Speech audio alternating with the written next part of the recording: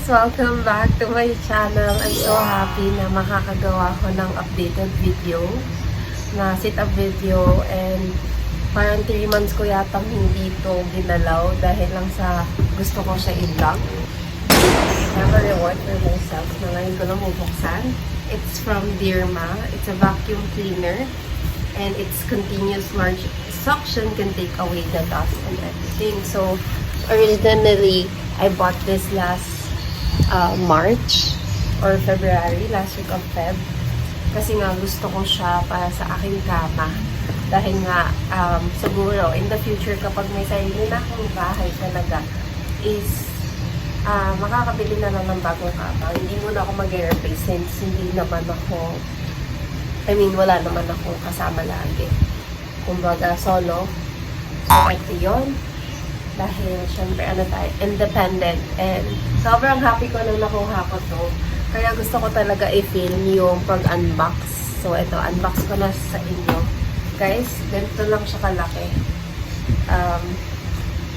Mamaya ko i-share or voice over na lang kung ano meron dito.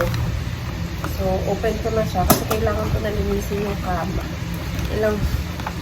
Ilang months ako nagtiis para hindi ito buksan. And shout out sa manager ko sa McDonald's. Sa kanila ko ito binili. Ng mas mura. Talaga. Kaya huwag niyo sabihin na ako ay mayaman. So, ayan. Open ko na. So, kapis ko ay mag-open ng appliances. Sobra talaga. So, wait. Ayan. Narinig niyo yung electric fan. So, pagbigyan niya na. Init kasi kung ano. Ewan ko ba't ako nakasweater. For the vlog. So, ayan. Ganito yung itsura niya. Ito yung saksakan, everything. And ito yung pinaka-body. Kasi tulog ngayon si Winston, ang aming baby. Ang aking baby. Ayun siya. So, ngayon talaga ako, it's perfect time to unbox. Ito yata yung suction niya. Ang ganda niya. And ang nakalagay dito is Dirma Steel Filter.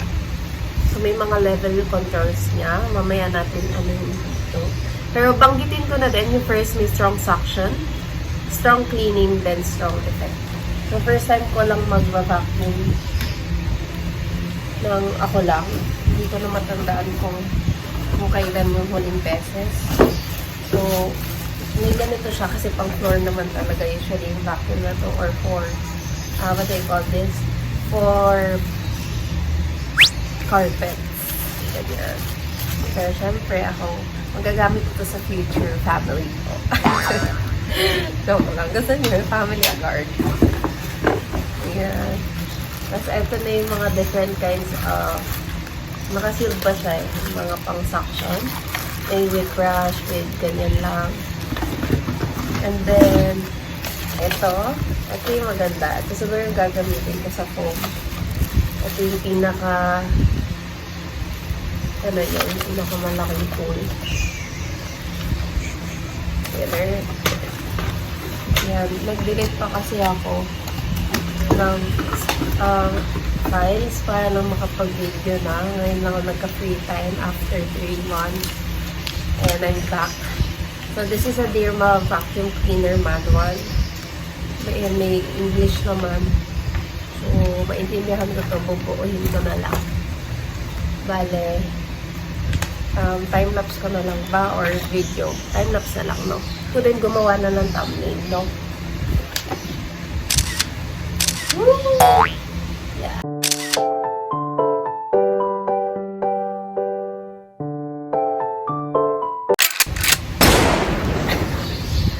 Buang pala. So, nakalagay pa ang name ko, as you can see. It's mine.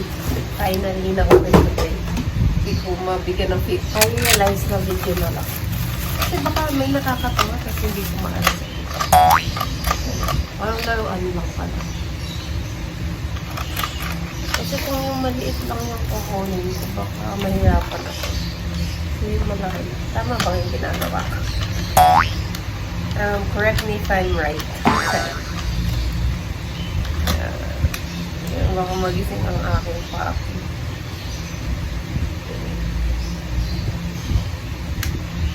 Yan, linisin na natin ang mga kasalanan mo. Ano pinagsasabi? Try ko na, saksa ko na siya agad. Buti may memory space po. So, parang malinis na yung kama.